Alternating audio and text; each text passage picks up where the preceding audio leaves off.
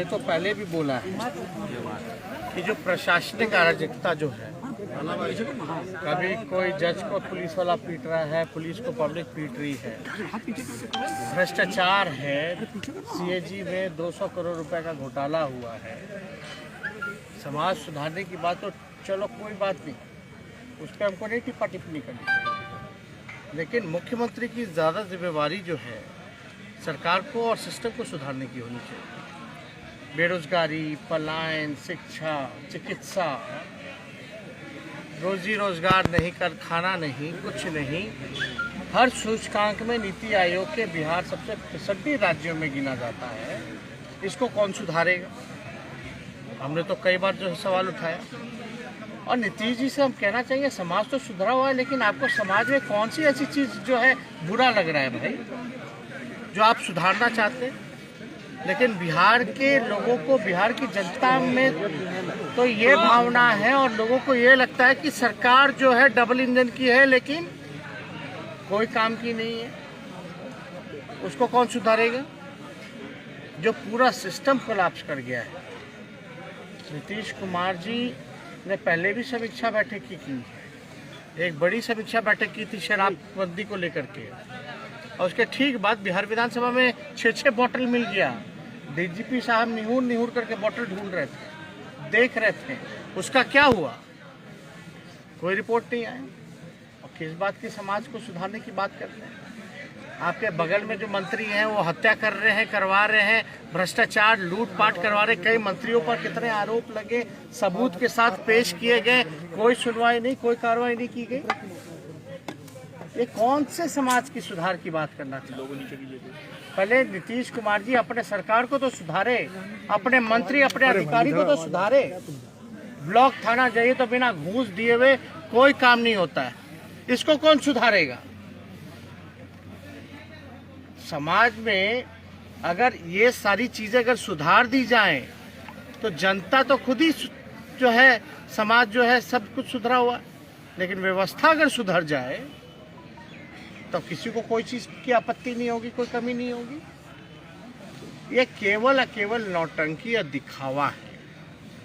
और जनता के बीच जाएंगे तो दूरी आप देख लीजिएगा, कर्फ्यू लगा के जाएंगे। मुख्यमंत्री के पास कोई नहीं सट सकता। मुख्यमंत्री के साथ अगर बात कर दी है जनता दरबार में तो अपॉइंटमेंट लेके आइए, उसमें भी उसकी स्क्रूटनी होगी, छटनी होगी, तब जाकर के आप मिल सकते हैं। वहां जाएंगे तो इतना बड़ा डी एरिया होगा, जनता से ज्यादा पुलिस फोर्स रहेगा, कर्फ्यू का माहौल रहेगा, और मुख्यमंत्री के पास भ्रष्ट अधिकारी या भ्रष्ट मंत्री के अलावा और कोई नहीं मिलेगा। यही सच्चाई है उनकी यात्रा की। उनके पास तो साधन है, संसाधन है, लेकिन कई समीक्षा बैठकों को हम लोगों ने देखा है भिक्षा बैठक में बदलते हुए। आरसीपी टैक्स के बारे में बात हो या कुछ हो, लेकिन इससे पहले कितनी यात्राएं उन्होंने की है, क्या फर्क पड़ा है ये बता दीजिए। कोई अगर बिहार की जनता में इससे पहले कई यात्रा की है उन्होंने, क्या फर्क पड़ा, क्या अंतर नजर आया? हम लोगों को तो नहीं दिखता, ना बिहार की जनता को। और समाज को तो ये लगता है कि सरकार में खामियां हैं, सरकार सुधरे, अधिकारी सुधरे, मंत्री सुधरे, तब जाकर के काम होगा। तो मुख्यमंत्री जी जो बात करते हैं समाज सुधारने की, तो उन्हीं के घटक दल के है ना मांझी जी। वो क्या कहते हैं शराबबंदी को लेकर के? पहले वो उनको समझा दे, या मांझी जी नीतीश जी को समझा दे, या नीतीश जी मांझी जी को समझा दे, तब तो बात बनेगी ना। आप किसकी बात कर रहे हैं? आप अपने सहयोगी को तो समझाओ पहले, बाद में आप समाज सुधारिएगा। और वैसे भी मुख्यमंत्री जी जो हैं चोर दरवाजा से आए हुए थके हुए मुख्यमंत्री हैं, और बिहार की जनता पसंद भी नहीं कर रही है उनको। कोई काम करने का नया तरीका नहीं दिखा, कोई नया विजन, कोई नया रोड मैप बिहार को आगे ले जाने का नहीं दिखा। अब आश्चर्य लगता है ना कि 16 साल से जो मुख्यमंत्री है वही कहता है कि बिहार जो है पिछड़ा है, इसको स्पेशल मदद की जरूरत है। आप एक तो पिछड़ा है तो 16 साल से आप मुख्यमंत्री, आप जिम्मेवार हो। और आप मदद किससे मांग रहे हैं? आप तो सरकार में हैं, भारत सरकार में आपके मंत्री हैं, आप पार्टनर हैं, सहयोगी हैं, तो मदद क्या मांग रहे हैं आप भाई? हम लोग के 22 MP होते थे तो बिहार को 1,44,000 करोड़ का पैकेज दिया था, 4 कारखाने दिए। इन्होंने क्या दिया? Double engine. 39 MP है तो सरकार को नचा दे 39 MP।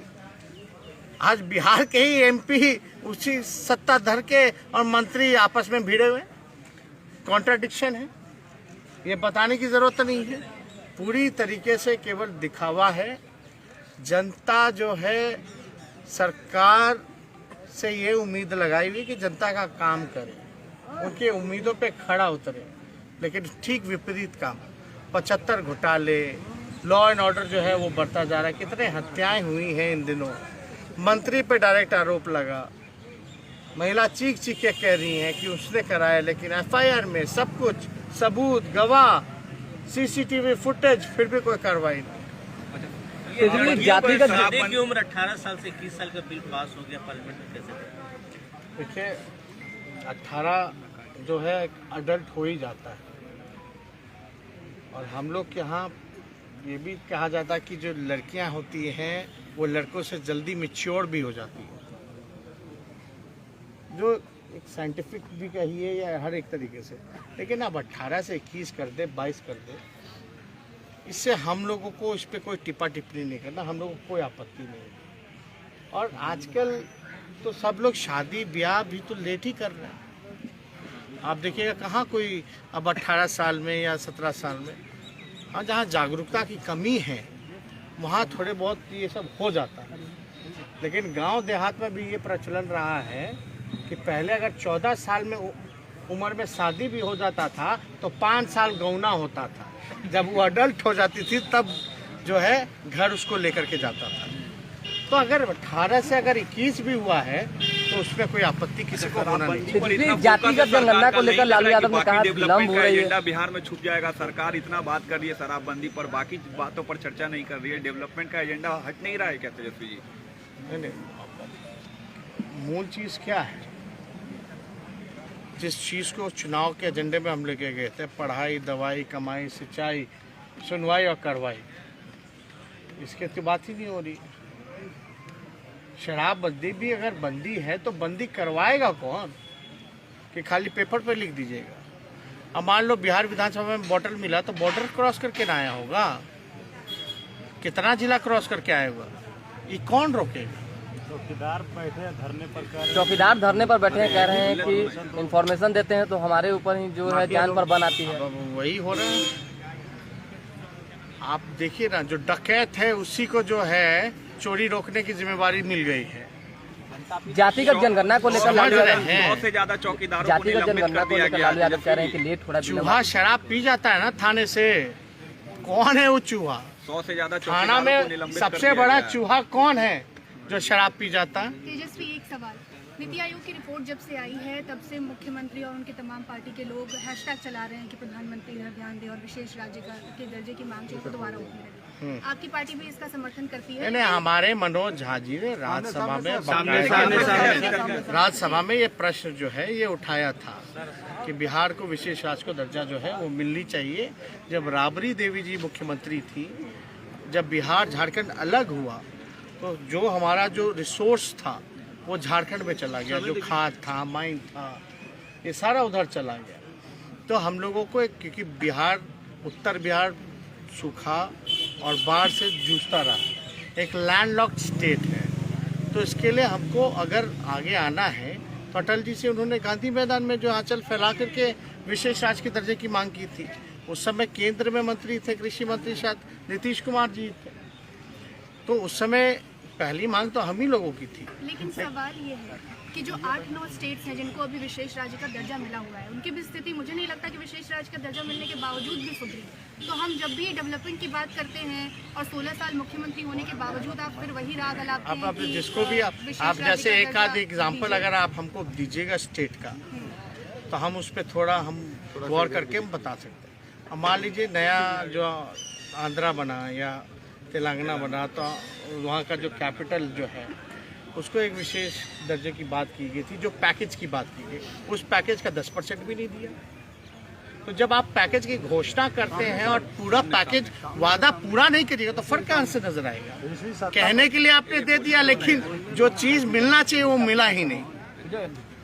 एक आपकी है पार्लियामेंट के दोनों हाउस से चुनाव सुधार बिल पास हो गया है और वोटर आईडी कार्ड से जोड़ने की बात हो रही है। कई विपक्षी दलों ने इस पर अपनी नाराजगी, आप लोगों का क्या इस पर? वोटर आईडी कार्ड हटा दें, 2 आधारे पे वोट दिलाओ। सरकार अभी चुनाव से पहले क्यों? आप एक बात समझिए, पूरा पंचायत का चुनाव हुआ, अभी संपन्न हुआ, कहीं भी आरटीपीसीआर रिपोर्ट की मांग नहीं की गई उस चुनाव में, और बात तक चला बाई इलेक्शन के। लेकिन बाई इलेक्शन में आपको आरटीपीसीआर रिपोर्ट भी चाहिए। हम लोगों को आपत्ति, महिलाओं के लिए अलग से बूथ बनाया गया क्या? पंचायतों के चुनाव में महिलाओं के लिए अलग से बूथ बनाया गया? तो ये सब जो टेक्निकल जो चीजें हैं, ये षड्यंत्र जो है, बूझे वाला बूझता कि सोना है कि पीतल है, ये कहावत है ना। तो जानने वाला जानता है कि कौन बेईमान है और कौन ईमानदार है। तो ये जो तरीका जो लगाया जा रहा है आपका, मान लीजिए गांव देहात में कितना लोगों के पास आधार होगा, यानी वो सब वंचित रह जाएंगे वोटों से। आप कहते हो डेमोक्रेसी, लोकतंत्र मेरा सबसे बड़ा है दुनिया का, तो किस बात का लोकतंत्र भाई? आप लोकतंत्र में अपने ही लोगों को, नागरिकों को वोट से वंचित रखिएगा, ये लोकतंत्र है क्या? तो वोटर आईडी क्या होता है? वोटर आईडी की परिभाषा क्या होती है? वोटर आईडी इसलिए ना बनता कि ताकि बूथ पे जाके वोट दे, अब उसका मतलब ही नहीं रहेगा। आधार से लिंक कराइए, या तो सब खत्म करके एक एक चिन्ह रखिए, आधारे पे सब चीज होगा। प्राइवेसी, सब आईडी खत्म ही कर दीजिए। प्राइवेसी लीक जातिगत जनगणना को लेकर ये सब देखो, यूपी का चुनाव आने वाला है, समझे? ठीक चुनाव जब ये सब हो जाएगा, अब मान लीजिए जो आवेदन देगा आधार बनाने के लिए, इतनी बड़ी संख्या में क्यू रहेगा, पेंडिंग रख दोगे बूथ वाइज अपना रिकॉर्ड दे करके, कहाँ आपका बूथ है, कहाँ उसका बूथ है, उस बूथ वाले लोग को आप पेंडिंग रखो, बाकी सबको लिंक कर दो। सब षड्यंत्र सब लोग समझ रहे हैं। जातिगत जनगणना ऐसा नहीं होना चाहिए। होना चाहिए तो इसके लिए पर्याप्त समय, और जब तक किसी का सबका लिंक नहीं हो जाता तब तक चुनाव मत करो। जातिगत जनगणना को लेकर कुछ बता दीजिए।